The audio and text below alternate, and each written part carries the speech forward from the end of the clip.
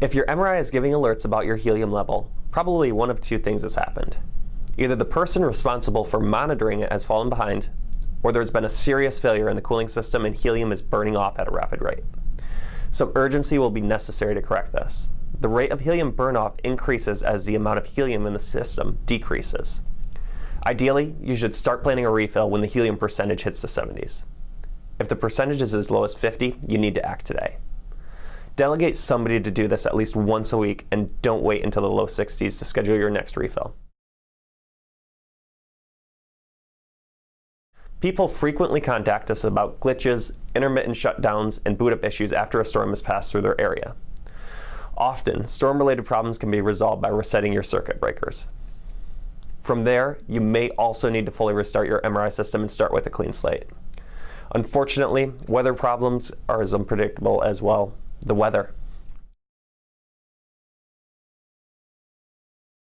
Lines, grainy images, and other artifacts are more often related to wear and tear on your coils than to the components of your MRI itself. We know it's stressful to be down for any amount of time, but MRI coils are relatively easy to repair and the turnaround time is pretty quick. Inspect the condition of your coils at regular intervals.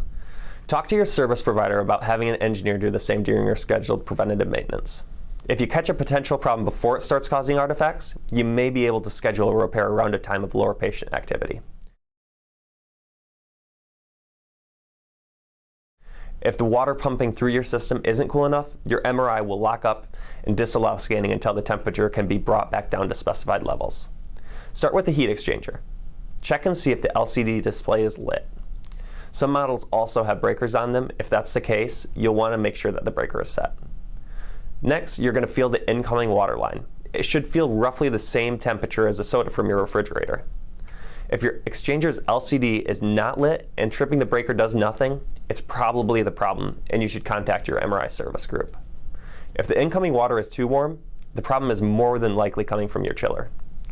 In that case, you should contact your HVAC service group and take care of your chiller. MRI service contracts commonly include preventative maintenances on a quarterly basis. Try scheduling your HVAC vendor to visit your site around the same time as your MRI vendor to keep up your chiller maintenance.